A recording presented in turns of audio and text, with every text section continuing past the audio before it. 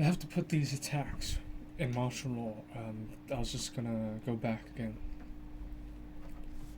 I was watching Zero Dark Thirty and I realized what I think was it. I was seeing that May 29, 2004. Let's see, Khobar, Saudi Arabia, the Khobar massacre.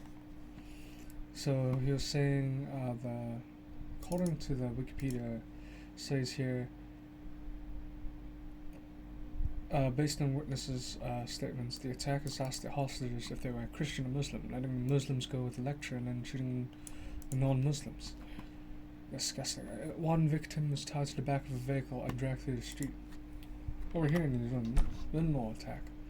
Linmore stabbing is a terrorist attack known by a known threat to New Zealand. So, okay, whatever. Known or unknown. But the case in point here is this.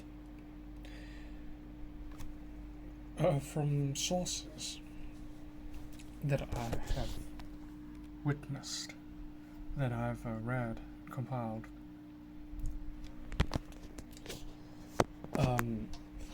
this is a sequential, problem, reaction, solution, all that. There had been nothing would tell the police to extent, even if they monitored it. They're monitoring, in fact, everybody's phones are monitored. They're right. Well, okay, you're vaccinated, it's a chip, but phones you can touch. Vaccines you can't, it's part of your body, but you can try your best to purge the system of it if you can, by diluting it, or whatever it is, or, What we see was that the result was that Countdown might think about removing knives from stores, right? So what's the pretext for this? If you guys, as I said before, read the witnesses transcript of Project Avalon, the Anglo-Saxon mission, and Bill Ryan's narrating it. There's a video of it on YouTube. They intend to set up. The case in point is this, false flag events they are real life so-called exercises. Exercises are usually either, like people thought it before when I watched the Zeitgeist, and Laura was saying, is this real world exercise? And they capitalized on the exercise. Exercise could mean the government has definitely, people think so simplistically, they think it's ridiculous because obviously it's morally, the governments have a spot. They don't. They care only about who has the power, the status quo, the money. And the police and everybody else is just pawns to the game. Obedient pawns. And one successful factor in this is convincing the people to think you're either wrong, convince people to think these people are wrong, and we do everything to take your responsibility has to be our responsibility. So the public's willing, they only care about their survival. Everywhere we see today, commodification of human beings. People cannot. Whoever has these arguments of what we have today. Oh, but it's safe. You're lucky to. Don't take it for granted. All that kind of psychological, argumentative, philosophical. I don't care. When I was in a Christian, they're pretty hypocrites, big hypocrites. They didn't care about it was pretty sad to see the world it is today. Christians becoming complete hypocrites and all that, and they do it on the basis, the pretense they're right. Because morally, it's easy to. That's why today people say, there's no such thing as morals, because they can't, Anyways, it's a pretext for the Anglo-Saxon mission to happen, to occur during times of what we call a lockdown. It was actually essentially martial law, but the military isn't setting up. In New Zealand, the military, there was an incident back in 1970s or something, or before that, that the New Zealand SAS was going to do a coup d'etat on government. I was going to take over.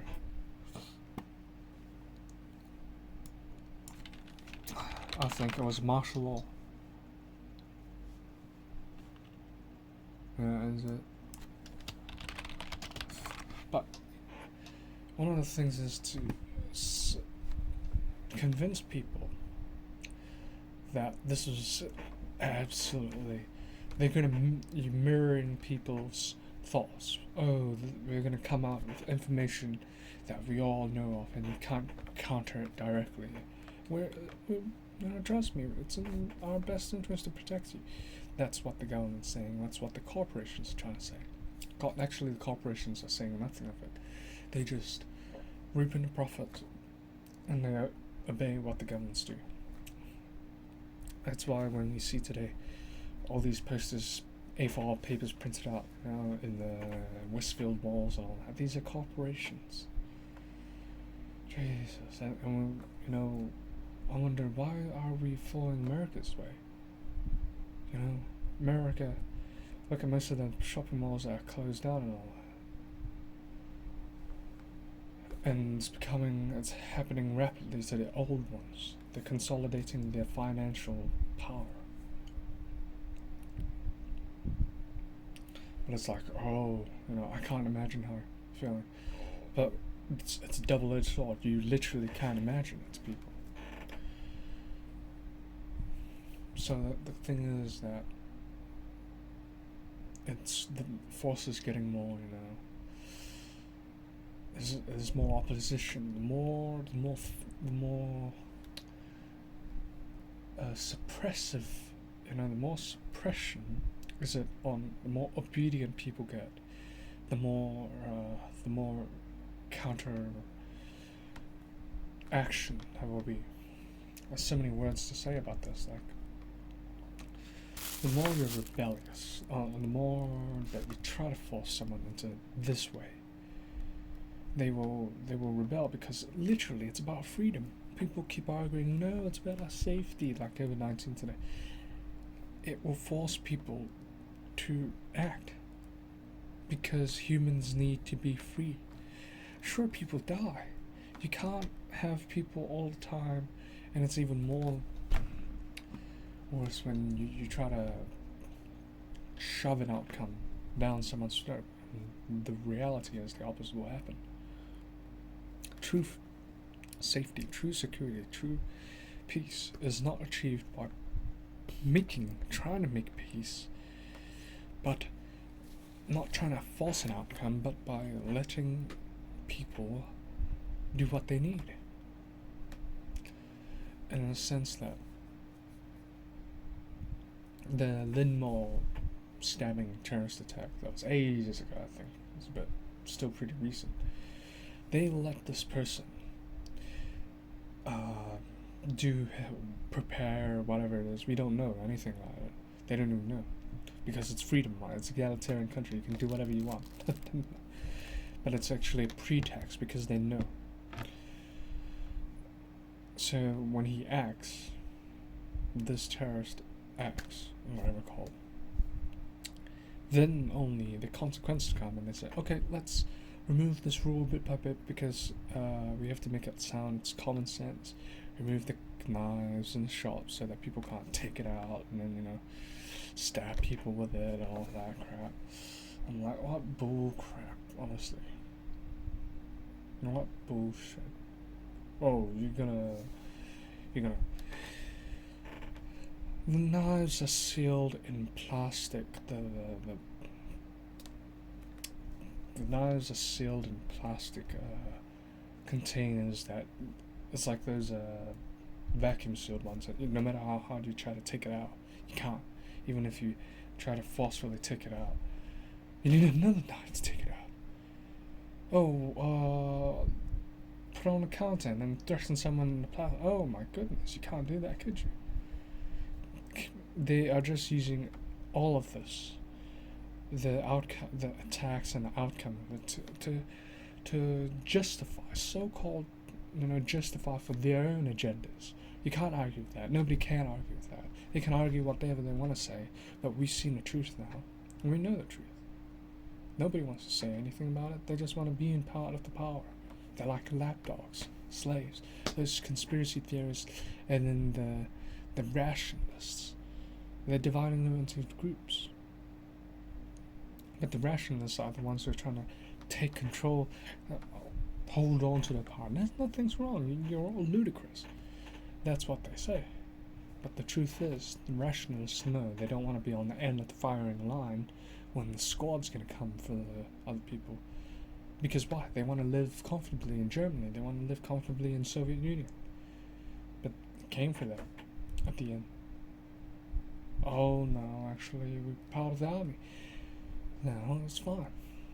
And recently when you look at the fine man, rationalists can do whatever they like. They just know they've doomed humanity. They're not standing up for the freedoms. They're not standing up for everything that humanity's worked for. I had a personal story once. A couple of days ago, I went for hiking into a reserve near my neighborhood. It was pretty nice. I met this guy suddenly at the end hiking. He was talking, everything's so different now, everything. He kept humble, but he knew what he was talking about. He was a motocross guy. The guy's name is Dan, I don't know. But he told me everything's so different. All of this was just, we didn't have masks. We didn't, it was normal. We talked nothing. We talked about race for a bit, but then it fell off, and it was just all about information and life experiences. That's the truth. They want to divide us. They want to divide people up so much. I randomly went up to a couple of police officers, just like keeping my social distancing. Told them just one simple question, get straight to the point. That's what these people want. Otherwise, they'd be like, "Why are you talking to us?" Jesus, we have no. Are you? These days we used to be that. In the past, maybe it was a bit out, but people still could talk to each other as if it should be fine. As long as we maintain respectfulness, on whatever we do. But these days, it's just like, mate, it's all too, sequentially, so segregated. Well, whatever it is, the pretext of the Lindell attack and the justification, everybody knows this. You have the outcome, you have the solution, in which profit is given to Countdown, the responsibility is given to Countdown, everything, the corporation. And this is the truth. It's not misinformation, disinformation, this is the truth. They let people build up the anger, and when people's anger is unleashed on these, the other class, then they blame that anger on, it's your own fault. No. It's your fault for letting this happen. But we wouldn't have any other way. Lockdowns, no. And it's the most disgusting thing. We have to fight. Rationalists, skeptics, whatever you think of it, we don't care. It's not a minority. Most of New Zealand does not respect, and if they voice it out, they'll just say it, but inside your hearts, you know the truth, that this is disgusting. That this is, why do we have to wear masks? Oh, because we can die. But the economy is so bad. What happened to it? It's just so frustrating. This would never end in a good deal.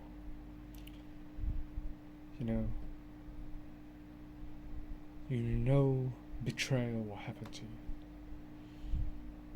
That everything that, no matter how much you fight, just for the sake of safety and security and free, safety and security and all this kind of crap, just for people not to die, Oh, don't take the vaccine. Take the vaccine. You're stupid for not taking the vaccine. You're endangering people's lives. People will die and this is the most intriguing thing. Yes, it's very hard to push an argument against that when everybody's just getting censored. Nobody's allowed to ask questions. The truth is, people will die. All of not COVID-19, but the flu and other viruses and bad housing and poverty. That's what they will die of. Suicide. That's what they will die of. Most likely, immune systems will, do a lot damage by your own if you don't visit the doctors to get an inflammatory medicine for when you get infected with the flu, COVID-19, or anything. It's pneumonia, and people don't want to believe in the complexity of the situation that's happening. Their brains shut down. They're not fully rationalized. Who knows what your jobs are? Most people that are scientists, they know. They keep quiet, but half of them are shutting up. And then now they're like, media's reporting. The media only fucking cares about money and the narrative of whatever it is. People already knew. Intellectual prostitutes. That's what they are. No matter how boldly they claim to be journalists, oh, we are unbiased, we are democratic journalists. No. If you were democratic, you wouldn't shut down the comments on the damn YouTube comment section. It's a bloody YouTube comment section. They post crap on there. Nobody really cares. They just type, and that's it. But of course, the real people who say, okay, what about sensitive, actual, legitimate information that we are really, it's crucial. Well, it is in their heads. The people will talk to people, and they will judge their actions. They will first telepath it. They will first telegraph their actions. They will tell others. They might post it up there, nobody knows, you can't sift through it. Most of the governments, no matter how good their CIA, NSA type of, spy surveillance, kind of methods, how they already know. But they are looking for the way for their status quo to be a success. That's the truth. Nothing had occurred today that given authorities any reason to believe there is any further threat to the public. It's also sudden. People gotta watch their job. Yeah, it's understandable. But the thing is, we're not doing this for the sake of it. For the sake of what? No, we're doing this. Whatever, it's a. We know that's a pretense, that's the setup, and that's a solution from the reaction. That simply is the truth. Yeah, this is the truth. Whatever agenda they have, they don't care about you, even the nationalists. They don't care about your health, they don't care about your security, they don't care about your safety. They give it to you like it's a carrot on a stick. They entrap you in a cage, and you think the cage is safe. And then, sooner or later, you're going to starve to death. Or, anytime you try to escape, they're going to put you back in the cage, and, they're going to... And people think, no, we're too cowardly to stand up for our rights. Because all we care about is money. And money is going to collapse. Money is going to collapse. The whole system's going to collapse. You don't want to scream. You want to think everything's fine. It won't be. Us conspiracy theorists can assure you that.